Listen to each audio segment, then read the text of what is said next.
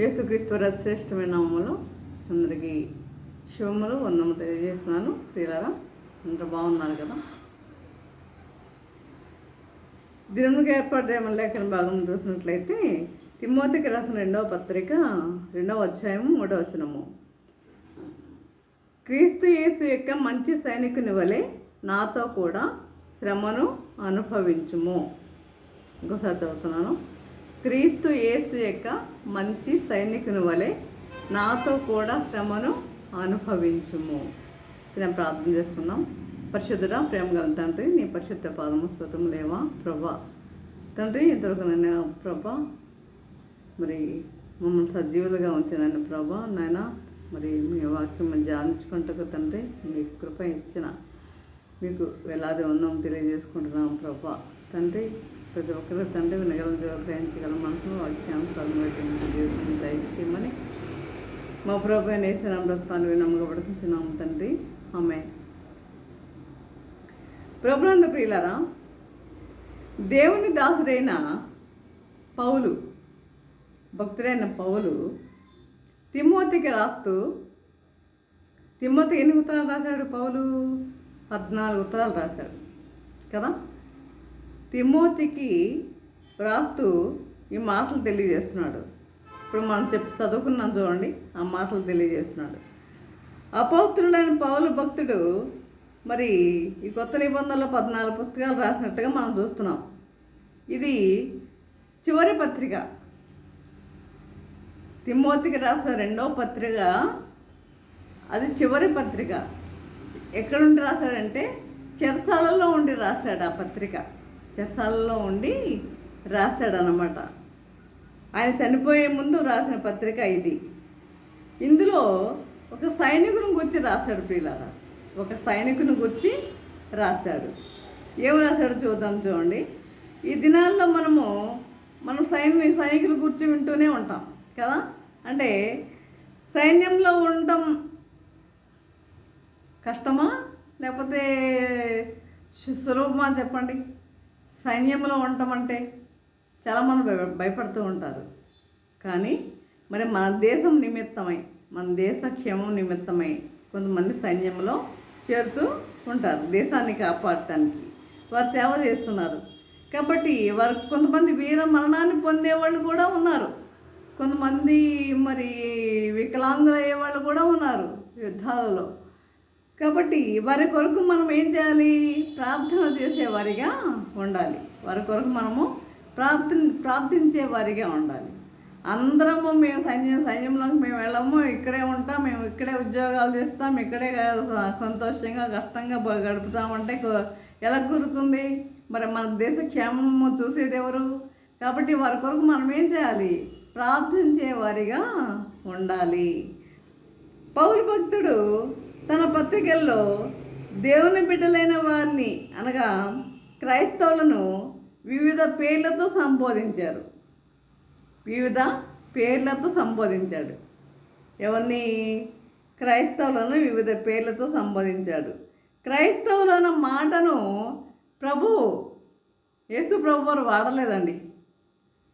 క్రైస్తవులన్న పదము యేసు ప్రభు వారు వాడలేదు. కానీ మాసిదోనియాలోని దేవుని బిడ్డలను క్రైస్తవులు అని పిలిచారు. మాసిదోనియాలోని క్రైస్తవులను, దేవుని బిడ్డలను క్రైస్తవులని పిలిచారు. అలా ఆ పేరు వచ్చింది. క్రీస్తును కలిగిన వారు లేక క్రీస్తుని వెంబడించేవారు అని అర్థం. క్రైస్తవులు అంటే ఏంటి? క్రీస్తుని కలిగిన వారు, క్రీస్తుని వెంబడించేవారు అని అర్థం. కాగా ఎవడైనాను క్రీస్తునందు ఉన్న ఎడల వాడు నూతన సృష్టి. ఎవడైనాను క్రీస్తునందు ఉన్న ఎడల వాడు నూతన సృష్టి. పాతవి గతించిన సమస్తము కొత్తవాయను. కాబట్టి క్రీస్తునందు జీవితము నూతన జీవితము. క్రీస్తునందు మనం ఉన్నామంటే మన జీవితం ఎలా ఉండాలి? నూతనముగా ఉండాలి. మన జీవితం నూతనముగా మన జీవితము ఉండాలి. చూడండి, ఒక సందర్భంలో క్రైస్తవులను రాయబారులను కూడా పిలిచాడు. ఒక సందర్భంలో క్రైస్తవులను ఏమని పిలిచాడు తెలుసా? రాయబారులు అని పిలిచాడు. రాయబారులు అంటే ఏంటి అర్థం? రాయబారులు అంటే ఒక దేశం తరపున మరి ఒక దేశంలో ఉండి పనిచేసేవారు. ఒక దేశం తరపున ఇంకొక దేశంలో ఉండి పనిచేసేవారు. అలాగే మనము ఈ లోకంలో నివసిస్తూ పరలోక రాయబారులం. మనం ఈ లోకంలో నివసిస్తూ పరలోక రాయబారులం. ఈ లోకంలో నివసిస్తున్న పరలోక రాయబారులం మనం. దేవుని రాజ్యం గురించి తెలియని వారికి సువార్తను ప్రకటించే పనిలో ఉన్నాం మనం. మన పని ఏంటి తెలుసా?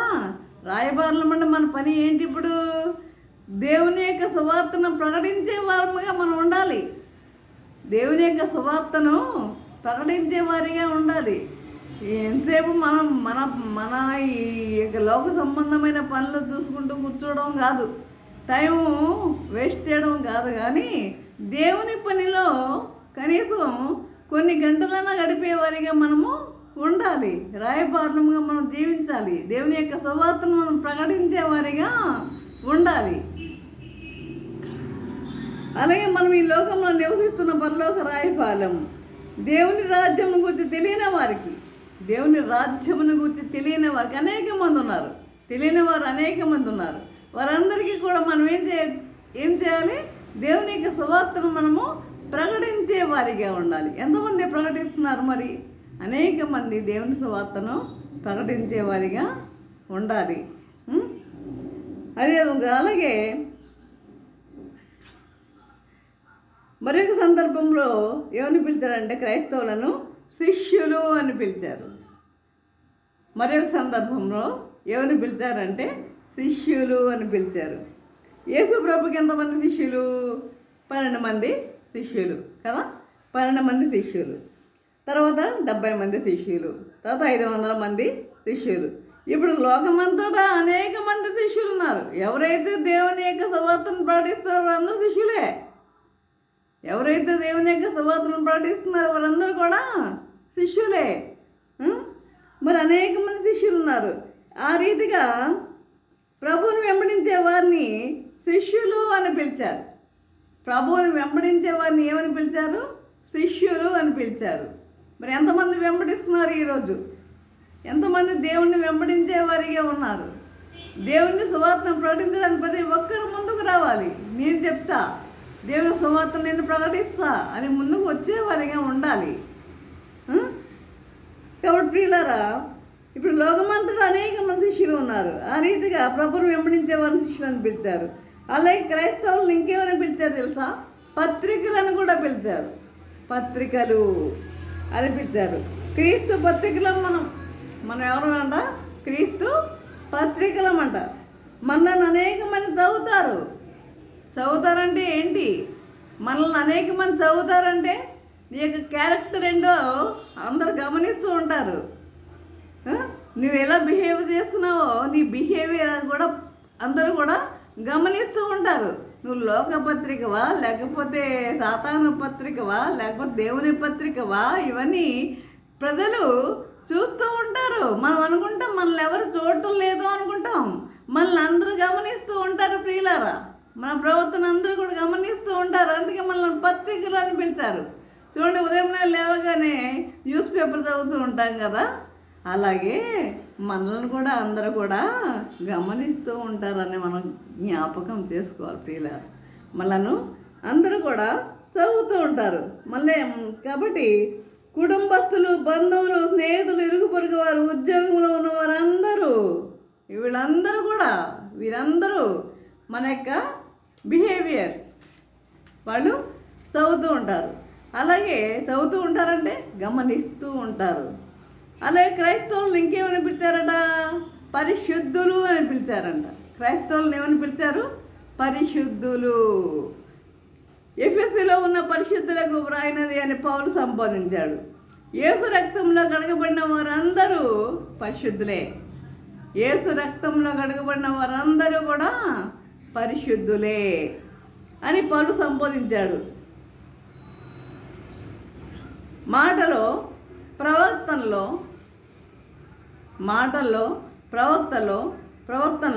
అలవాట్లలో, అన్ని విషయాలలో పరిశుద్ధతను కాపాడుకోవాలి. మన మాటలో,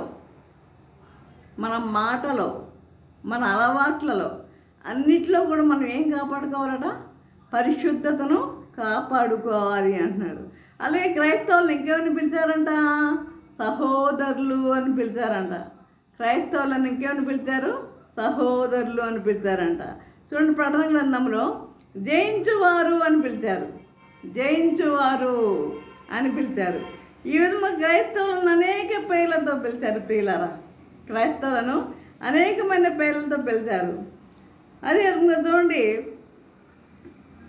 సైనికులను గురించి ఆలోచించినప్పుడు మనం చూసినట్లయితే వారి నుండి నేర్చుకోదగిన కొన్ని లక్షణాలను మనము జ్ఞాపకం చేసుకుందాం. సైనికుల గురించి కొన్ని లక్షణాలు ఏంటంటే, మొదటి లక్షణం ఏంటంటే వారిలో ఏముండాలి? విధేయత అనేది ఉండాలి. ఫస్ట్ దేవుడు కూడా ఇచ్చింది ఏమిటంటే ఒబిడియన్స్, విధేయత అనేది ఆయన ఎక్కువ ఇష్టపడతాడు. ఆయన విధేయత కలిగి మనము జీవించే వారిగా ఉండాలి. మరి ఆ విధంగానే మరి ఈ యొక్క సైనికుల్లో కూడా ఏముండాలంటున్నారు? మొదటి లక్షణం విధేయత. తమ నాయకుడు ఎలా చెప్తే అలా చేయాలి వాళ్ళు. అంతేనా? ఎదురు తిరుగుతారా? అలా కాదంటారా? కాదు, అలా అలా చేయకూడదు, అలా ఎదురు తిరగకూడదు. నాయకుడు ఏమి చెప్తే అలా చేసేవారిగా ఉండేవాడే నిజమైన సైనికుడు. అంటే దీనికి ఇది అన్నిటికి కూడా వర్తిస్తుంది. ఎలా అంటే కుటుంబంలో కూడా తండ్రికి తల్లికి విధేయత చూపని వారు వాళ్ళు కూడా క్రైస్తవులు కనట్టే. విధేయత చూపని వారు, తల్లికి తండ్రికి విధేయత చూపని వారు. మరి అదే విధంగా మనము మరి అదే చూడండి, మరి స్కూల్లో టీచర్కి మనం ఏం చేస్తాం? విధేయత చూపుతాం. వారు ఏం చెప్తే అది చేస్తాం. అంతేనా? కనుక విధేయత చూపాలి. ఎదురు తిరిగే వారిగా మనము ఉండకూడదు. కాబట్టి తమ నాయకుడు ఎలా చెప్తే అలా చేస్తారు. అలాగే మనము కూడా మన జీవితంలో విధేయత కలిగి మన నాయకుడని యేసు ఎలా చెప్తే అలా చేయాలి. అనగా దేవుని వాక్య ప్రకారం మనము నడుచుకోవాలి. అంటే ఏంటి? దేవుని వాక్య ప్రకారం మనము నడుచుకోవాలి. ఆనాడు దేవుడు మరియను ఎన్నుకోవడానికి గల కారణం ఏంటి? ఆమెలో ఉన్న విధేయత. అందువలనే అంతమంది స్త్రీలను వదిలిపెట్టి దేవుడు మరియనే అక్కడ ఎన్నుకున్నట్లుగా మనం చూస్తున్నాము. ప్రియులారా, విధేయత అనేది చాలా ఇంపార్టెంట్. అది గుర్తుపెట్టుకోండి. చూడండి, నేను మీకు చిన్న ఉదాహరణ చెప్తాను. ఏంటంటే ఒక నాయకుడును తన పక్కన ఒక సైనికుడు ఇద్దరు కలిసి నడిచి వెళ్తూ, ఒకసారి ఎప్పుడెప్పుడో చెప్పినట్టే గుర్తుంది. నేను ఈ ప్రకటన గ్రంథాల్లో మరి వెళ్తున్నట్టు గుర్తు. ఇద్దరు నడిచి వెళ్తున్నారు. రెండవ ప్రపంచ యుద్ధంలో, సెకండ్ వరల్డ్ వార్, రెండవ ప్రపంచ యుద్ధంలో అనమాట. ఈ జరిగేటప్పుడు సమయంలో ఈ ఇద్దరు నడుచుకుంటూ వెళ్తున్నప్పుడు ఏం జరిగిందంటే, ఈ నాయకుడు ఏమనుకున్నాడంటే, అసలు నా సైనికుడు అసలు నాకు విధేయత చూపుతున్నాడా లేదా తెలుసుకోవాలి అని పరీక్షిద్దాం అనుకుని ఏం చేశారంటే, ఆయనకి ఒక్క ఆలోచన కలిగింది. ఎదురుగా ఉన్న ఇంటిని కాల్చివేసేయి అన్నాడు. ఎందుకంటే సైనికుల దగ్గర ఎప్పుడు కూడా ఒక ఈ యొక్క ఆయుధాలు వారి దగ్గర ఉంటాయి కదా, కాల్చివేసేయి అన్నాడు. అంటే అనగానే కాలుస్తాడా లేదా అంటే, కాల్స్తే ఏంటి? విధేయత అని. కాలుస్తాడా లేదా అని. నిజంగానే అంత సైనికుడు ఏం చేశాడు? ఆ ఇంటిని కాల్చివేశాడు. చెప్పగానే కాల్చివేశాడు. ఇల్లు మాడి మసైపోయింది. ఆ ఇంట్లో వారు కూడా చనిపోయారు. తర్వాత ఏడుస్తున్నాడు. కాల్చివేసిన సైనికుడు ఏడుస్తున్నాడు. ఏంటి, ఎందుకు ఏడుస్తున్నావు అని అడిగాడు. ఆ కాల్చివేసిన ఇల్లు నా ఇల్లేనండి అంటున్నాడు.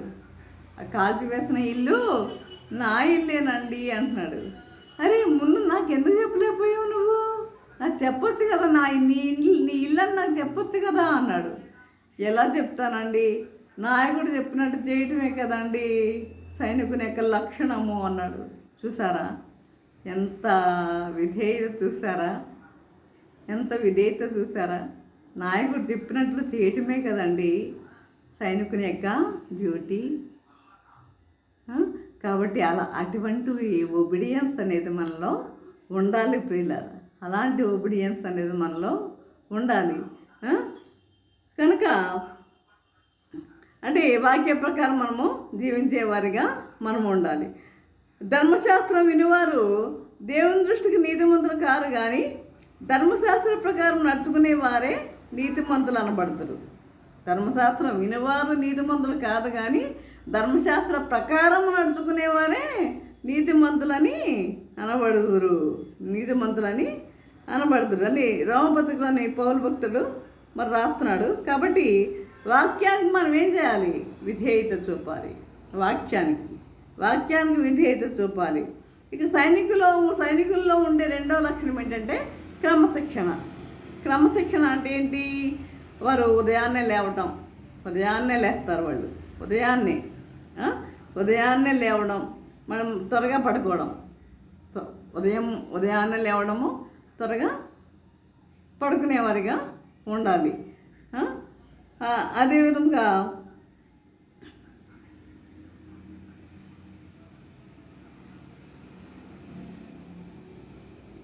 త్వరగా లేస్తారు, శుభ్రంగా ఉంటారు. ఇంకా చూసినట్లయితే మరి ఈ విధంగా ఉండటం వల్ల కూడా చాలా అంటే ఒక క్రమశిక్షణ అనేది ఏర్పడుతుంది అన్నమాట. కొంతమంది బద్దగిస్తూ ఉంటారు. ఉదయాన్నే హాలిడే వచ్చిందనుకోండి, ఏంటి వాళ్ళు బద్దగిస్తూ ఉంటారు. అలాంటి బద్ధకం అనేది ఈ సైనికుల్లో ఉండకూడదు అన్నమాట. ఇంకా చూసినట్లయితే సైనికులు అన్ని విషయాల్లో ఎలా ఉండాలంట? మితముగా ఉండాలంట. సైనికులు అన్ని విషయాల్లో ఎలా ఉండాలి? మితముగా ఉండాలంట. మితముగా ఉండటం అంటే ఏంటి అంటే వారు ఎక్కువగా ఏం చేయాలంట? వారు ఎక్కువగా పరిగెత్తాలి, పని చేయాలి.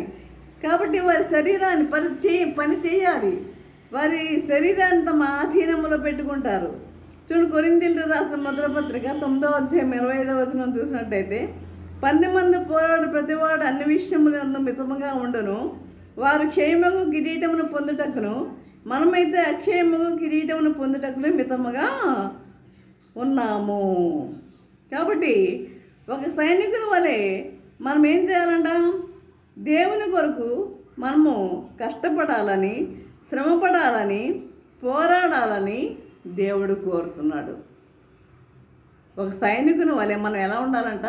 దేవుని కొరకు కష్టపడాలి. నీకున్న పనిని బట్టి నువ్వు కష్టపడాలి. నీకు ఏ పని ఉందో ఆ పనిని బట్టి నువ్వు కష్టపడాలి. అంతేగాని నువ్వు సోమరిగా కూర్చోకూడదు. ఒక సైనికుని వలె దేవుని కొరకు మనం కష్టపడాలని, శ్రమ పడాలని, పోరాడాలని దేవుడు కోరుతున్నాడు ప్రియులారా. కాబట్టి ఈ విధముగా మరి ఉండాలని మరి పౌలు భక్తుడు తన చివరి పత్రికలో తిమోతికి రాస్తూ మరి తెలియజేస్తున్నాడు. మరి ఈ విధముగా మరి విన్న వాక్యం మరి ఎంతమందికి అయితే అర్థమైందో, మరి ప్రతి ఒక్కరు మరి ఈ యొక్క వాక్యమును గుర్తు చేసుకోండి, చదవండి. ఆ వాక్యానుసారంగా జీవించడానికి ప్రయత్నం కూడా చేయాలని నేను కోరుకుంటున్నాను. చిన్న ప్రార్థన చేసుకుందాం. పరిశుద్ధ ప్రేమగల తండ్రి, నీ పరిశుద్ధ పాదం స్తోత్రము దేవా. ప్రభా తండ్రి, ఇంతవరకునైనా ప్రభా ఈ వాక్యం తండ్రి మాతో మాట్లాడిన విధానం బట్టి నాయన మీకు వందనం తెలియజేసుకుంటున్నాం ప్రభా. తండ్రి, మరి సైనికుడు వలె ఎలా ఉండాలనేది మాకు తెలియజేశారు నాయన ప్రభా. కష్టపడాలని, మరి శ్రమపడాలని, పోరాడాలని కూడా మీరు తెలియజేస్తున్నారు నాయన ప్రభా. అదే తండ్రి, విధేయత కలిగి జీవించాలని కూడా మీరు తెలియజేస్తున్నారు నాయన ప్రభా. విధేయత అనేది చాలా ముఖ్యమైనది కనుక ప్రతి ఒక్కరిలో మరి విధేయత కలిగి జీవించేవారిగా ఉంటకు నీ కృప అనుగ్రహించండి నాయన ప్రభా. ఈ విధంగా జీవించటకు ఈ విధంగా జీవించాలని నదిరేడని వేసే నామములో ప్రతి మరి వినముగా పెడుకుంటున్నాము తండ్రి. ఆమేన్. తండ్రి అయిన దేవుని ప్రేమయు కుమారుడైన యేసుక్రీస్తు కృపయు పరిశుద్ధాత్మక అన్యోన్య సహవాసము సకల దేవుళ్ళ సదాకాలము ప్రభా. తండ్రి ఎంతమంది అయితే ప్రభా వాక్యం విని ప్రతి ఒక్కరికి తోడు నిలిచిండును గాక. ఆమేన్, ఆమేన్, ఆమేన్.